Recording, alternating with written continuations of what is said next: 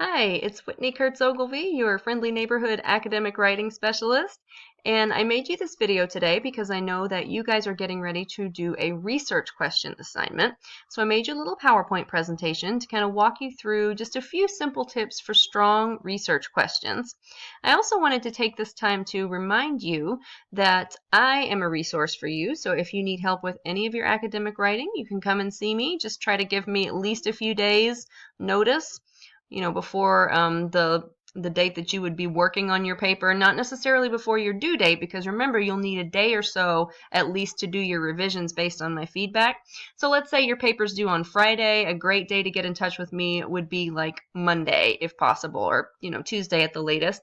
And then I can help you with your writing. We can either do a Zoom session or FaceTime, Skype. I can come to campus and meet you. We can go to Panera Bread and meet, or I can just send you some written feedback via email. We could even talk on the phone if you want, whatever fits your schedule best. But remember, I'm here for you as a resource if you need me throughout your time in the program.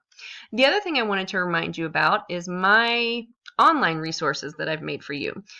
So the first one of those is the Writing Resources page on Canvas. If you haven't yet added that to your Canvas dash, take a minute to do so. It's super easy. If you can't figure out how to find it, let me know and I can send you a link. It'll be as simple as clicking the link and then clicking Enroll. Very, very easy. Also, you should bookmark my blog. It's called Whitney's Writing Tips. If you just Google Whitney's Writing Tips, it'll pop right up.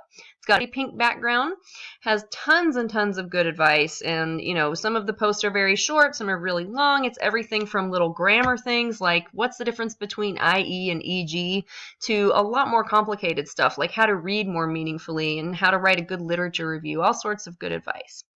The other one is my YouTube channel, also called Whitney's Writing Tips. Subscribe. I add videos whenever I can. I'll probably be putting this one up on my YouTube channel when I finish recording this to make it available to you guys. So just make sure that you know about all those resources and that you use them because they're really going to help you a lot in your time in the program.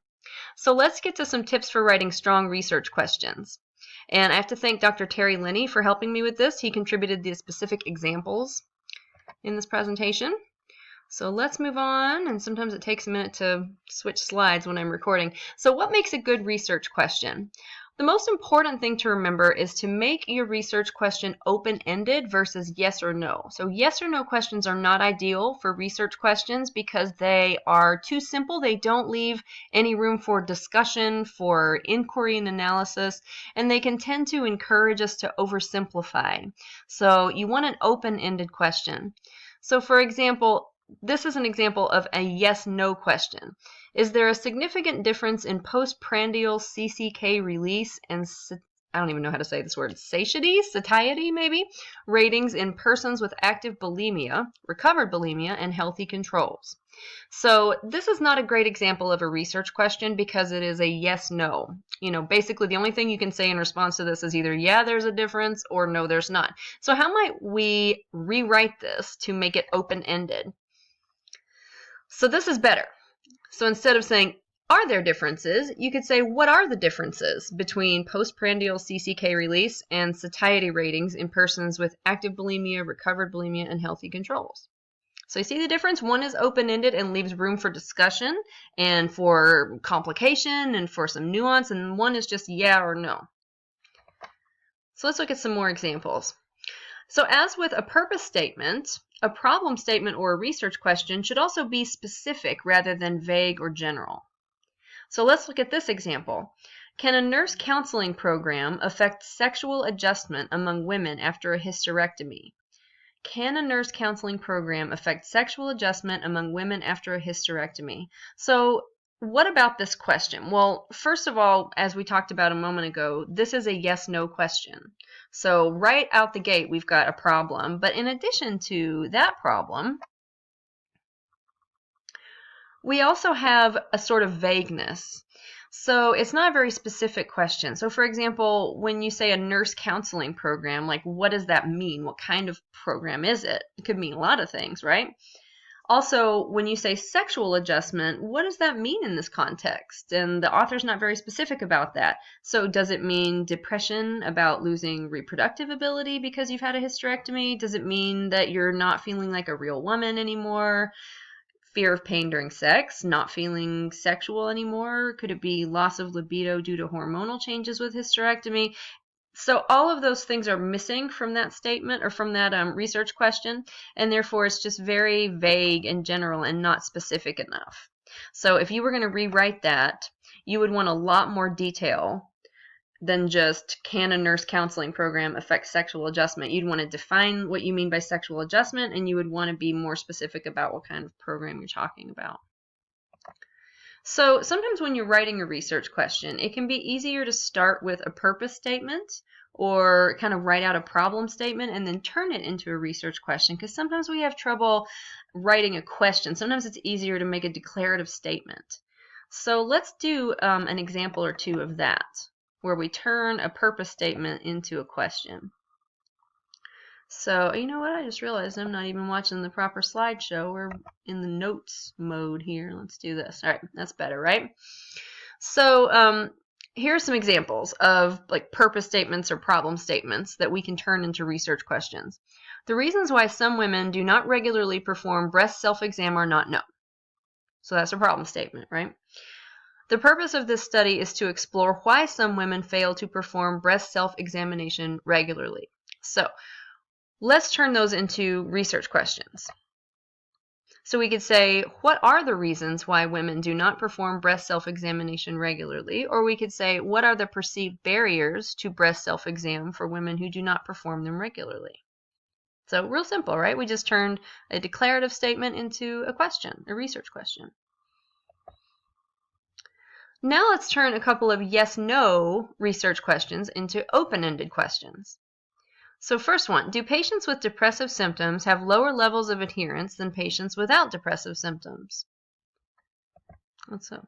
So we might say something like, what, if any, is the relationship between depressive symptoms and adherence to blank? So the other thing that's going on there, in addition to that was a yes-no question, is we don't have a lot of specificity in terms of what kind of adherence we're talking about.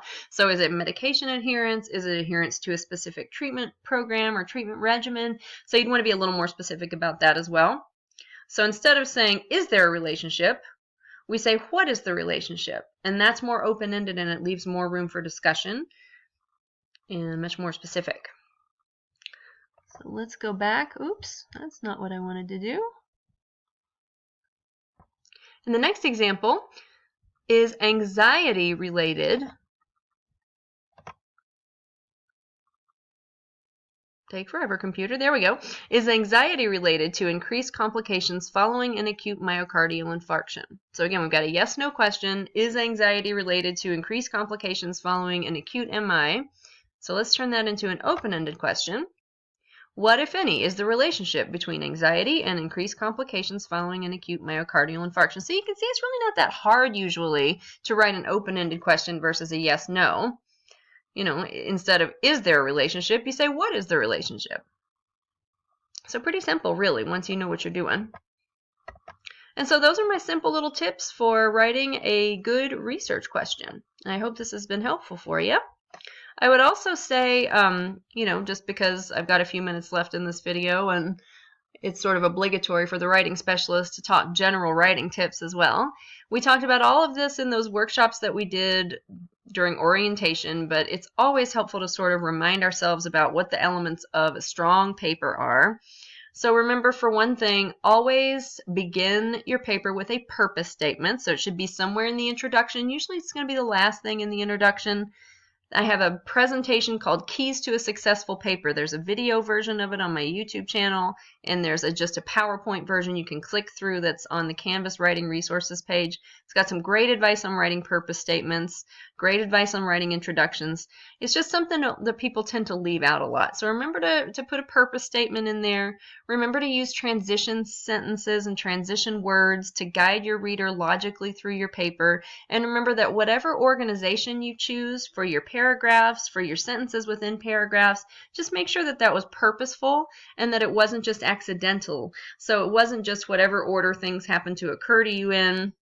as you were writing your first draft, because a lot of times we sort of think in a stream of consciousness, and sometimes that's the most logical organization of ideas, but more often than not it's really not. Our brain is just kind of firing off a lot of ideas at once, and later on we need to do a little bit of reorganizing to make everything flow better.